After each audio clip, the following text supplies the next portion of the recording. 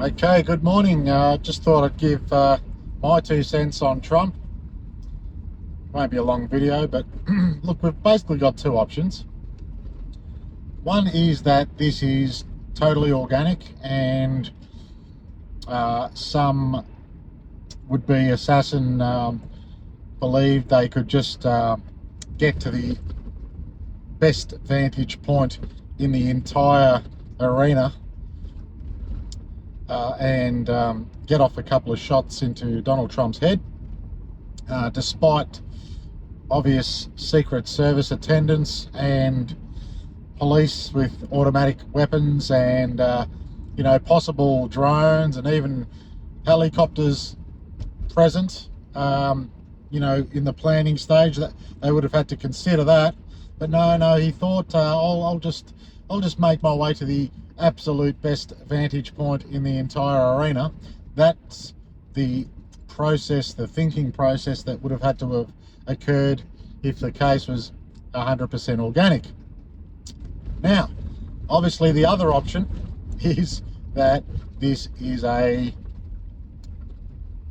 setup, and the Smith-Mundt and obvious false flags from the government in the past, 9/11, moon landing, whatever. We can't put it past them. But the question is really whether Trump was in on it or not. And this is the, you can imagine that maybe the Secret Service was paid off and allowed this guy to get up there, which we can probably assume that at least that's the most plausible story. And we've seen the Secret Service get called off in the past with the JFK situation, where you've seen the video, or if not, you can go and find it, where moments before the big Lincoln turned into the main thoroughfare, 5 or 6 Secret Service guys were called off the following vehicle and allowed the shooter to get an open shot at JFK. We've seen that happen before. So the Secret Service is, deep state compromised, whatever. But the question is whether Trump was really in on it. That's the question, because if he's in on it, then it's like total mayhem. If the Secret Service was in on it and it's the Democrats' fault, well, we still have a tension situation. But if Trump was in on it, then it's like I said, total chaos. And the only reason, the only question I have really with Trump is that, if this would-be assassin that clipped his ear from 150 meters away actually did that, Trump grabbed his ear.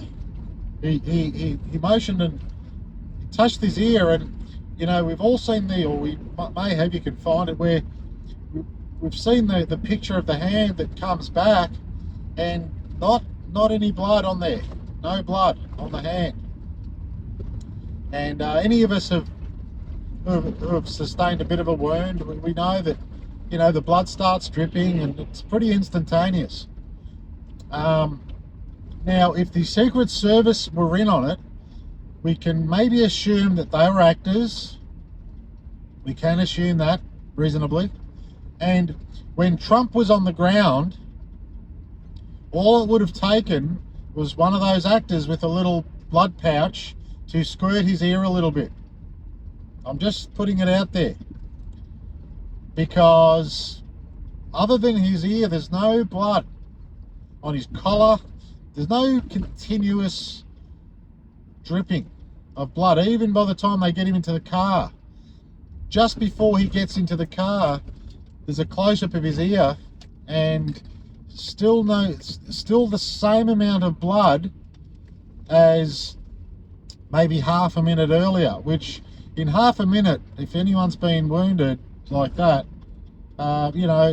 blood's pouring, blood's dripping, but it just seems that though the blood was the same.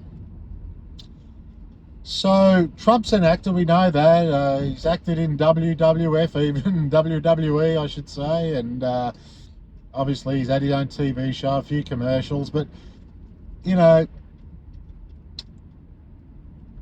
it's entirely possible that this whole thing was an act. And it's certainly leaning in that direction, because an organic story seems mighty fishy to me. Anyway, that's my take, and until next time,